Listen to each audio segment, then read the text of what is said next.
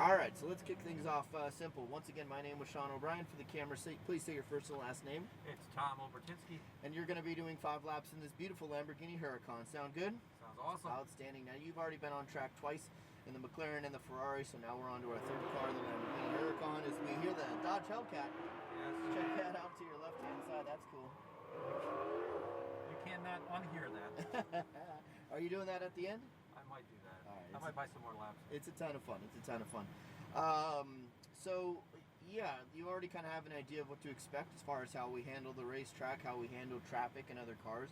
Safety, I might place my hand on the wheel, or traffic, or to show you that racing line a little bit better. Just focus on keeping your eyes up, looking through your corners, looking where you want to go, and that'll really be the important one. As you start to get faster, your vision needs to look a little bit farther through the corner, acquire that information earlier, so your brain has more time to tell your hands and feet what they need to be doing. So that really is the key. Other than that, just kind of learning the car, getting comfortable with the braking system, the steering, being nice and smooth and balanced through your corners, and then smooth, obviously, onto that throttle as you exit your corners. Other than that, we're going to go over just a couple more things. So your paddle shifts, I mentioned these earlier. Upshift being on your right, downshift being on your left is pretty much standard across the board between all the manufacturers now. There's no real surprise there. The cool thing about the Italian cars and the Huracan in general is, one, those paddle shifts are pretty big. They're pretty big targets. They're kind of hard to miss. So no matter if you're turning a little bit, you're going to kind of be able to find where those paddle shifts are. They're in a really good spot. And they're easy to reach and easy to find. The other cool thing about them is that things like turn signals and wiper blades are on the wheel, so there's actually nothing back here behind the paddle shifts to accidentally bump into. And the easiest part about using the paddle shifts in this car is simply the gearing. It's basically 4th gear in every single corner, and the only time you need another gear is 5th gear, so that's 1 up, and that'll be on the straightaway. And then at the end of the straightaway, you'll downshift back into 4th. You'll be in 4th for the remainder of the lap. You can drive this car on automatic. The problem is that the car tends to shift a lot more than necessary, and it can make you feel those shifts happen.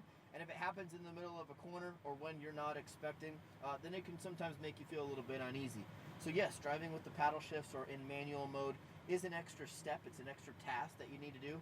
But honestly, it's not that overwhelming, and ultimately it's going to put you in a lot more control over the vehicle, so you're going to feel more comfortable and more confident, and that's all good stuff. Okay. Give them a shot. Yep. Let's go ahead and change our mode into sport mode, so you can pull that red bar down once. Yep, there you go. You can put it into gear by putting your foot on the brake, upshifting once.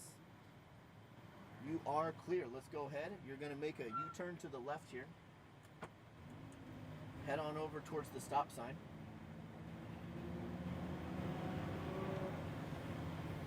You're actually going to pull right up past these, or right next to these 2 little blue cones. Let me check to the right real quick.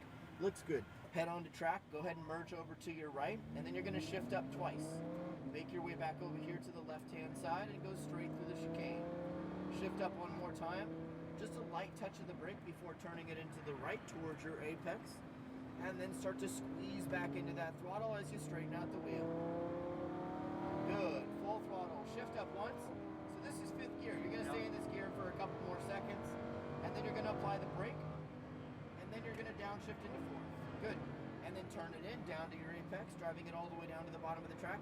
Eyes up, try to spot that exit cone up there on the left-hand side, and straighten out the wheel. Perfect. Brake. Good. Eyes right. Start your turning towards your apex. Now you want to end up about middle of the track or so, but get the car quickly over to your right to set up for the left. This corner obviously being tricky because it's blind on entry and exit. As you accelerate down the hill, make your way back over to the left and apply the brakes. Eyes right, starting your turning towards your apex now, a little bit tighter. And then starting to roll back into that throttle as you make your way over to the right-hand side to set up for the chicane. Just left, over to left, and then back onto throttle. Brake straight, eyes right, and then start your turning towards your apex.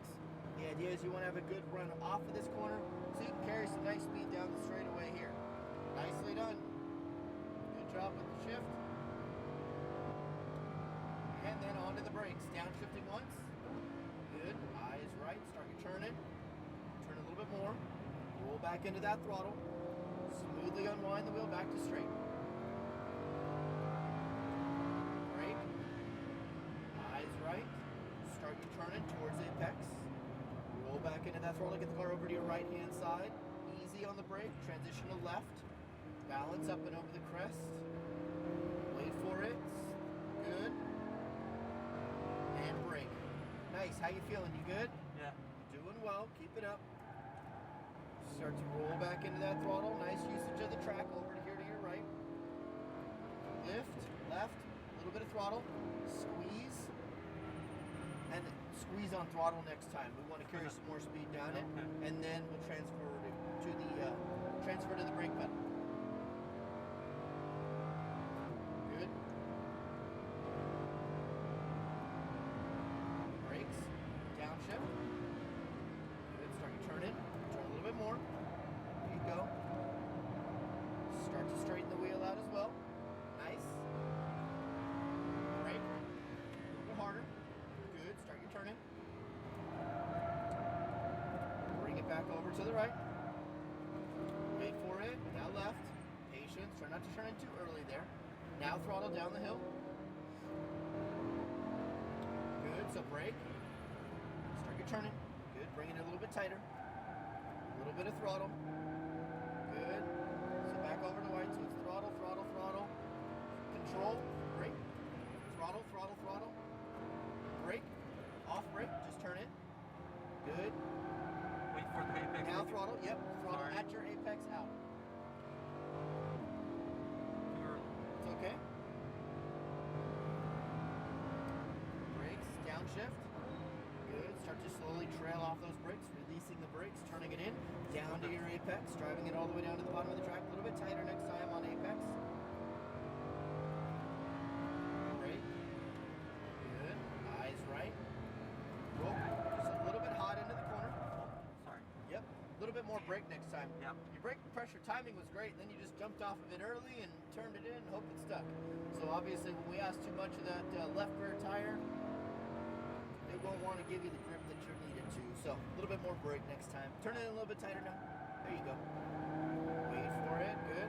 Make your way back over to the right. Smooth out that throttle input. Back over to left. Good. Smooth throttle. And then brake. Soft. Start your turn in. Good. Remember, that's not a heavy braking zone. You're just trying to put some weight on the nose. Squeeze that throttle to full and let's go. Good. Brakes, down a gear. Wait for it, turn it. Now drive it all the way down to the red and white paint. Closer. There you go. Now throttle. Much better. Stay on it. Stay on it. A little further. Now brake hard. Hold it, hold it, hold it, hold it. Start turning. And now release the brake. Good. Back on throttle. Get the car over to your right hand side. Lift and then left. Good. Patience. And throttle. Straighten it out. Straighten it out. And then brake. All right. Pretty good. Pretty good. We're going to be exiting the track on the left hand side. You're just going to go up and over this little hump here and then all the way down right behind the red and gray barrier and then back on into the pits. What did you think of this car? I liked it. It's good, right? Actually, I like this one a lot. So I one can't thing, afford it. one thing I want to just kind of emphasize on is when you get onto that throttle, remember it's not an on-off switch, right? Yeah, I know. I gotta ease in. Yeah, Smooth, because you smooth, can feel the car do that twitch, and you want to avoid that. You want it to be more of a transition than a twitch over here to the right-hand side, as far as the feeling of what's happening with the car, right? So when you get on the throttle, it's kind of get onto it and then squeeze to full, instead of just, oh shoot, I need to go faster, and then just try to get to it as fast as possible. And it's hard to break that habit. Right here to your right is going to be good. I mean, you know what I feel? I feel like I need a day in this car just to kind of, Come to a stop. you know, Stop. Yeah. Well, You do a day, you're going to want 2 days. Well, I know. You do 5 laps, you're going to want No, 5 but more. That's how it works. You know, I want to find where the apex are, the braking zones. Your line looks pretty good. You can use a little bit more space on track sometimes at your apexes. So what do you mean by that? A little bit more space? Yeah, like on the last lap was good. Like when you turn in for turn 2, just getting a little bit closer to the actual cones themselves. Okay, all right. Your turn-in timing overall is pretty good. Your brake pressure overall is really good too. I like where that's at. You're carrying some really good entry speed. Sometimes it's a little bit more, just like that one time. But honestly, overall, you're right there as far as your entry speed goes. I like your brake pressure, your turn-in line. It's just kind of keeping your vision focused on the right space, because I can see you're looking through your corners. You're looking pretty much through your corners. You're not just waiting, and your movements aren't super twitchy. You're pre-planned. So I like where your vision is at.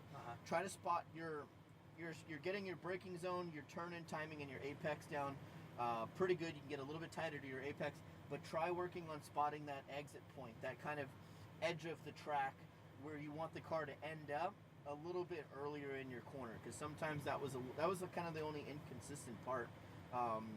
Whether we exited a little bit too early, we didn't use enough space, and we exited a little bit too tight. Certain things like that happen, but I think it's just your vision kind of spotting that exit point. Like I said, you got the first two parts of the corner down. Just work on that last part. Your throttle timing is really good too. I like that. Just work on that smoothness with the transitions from brake to throttle, so that we're not being too.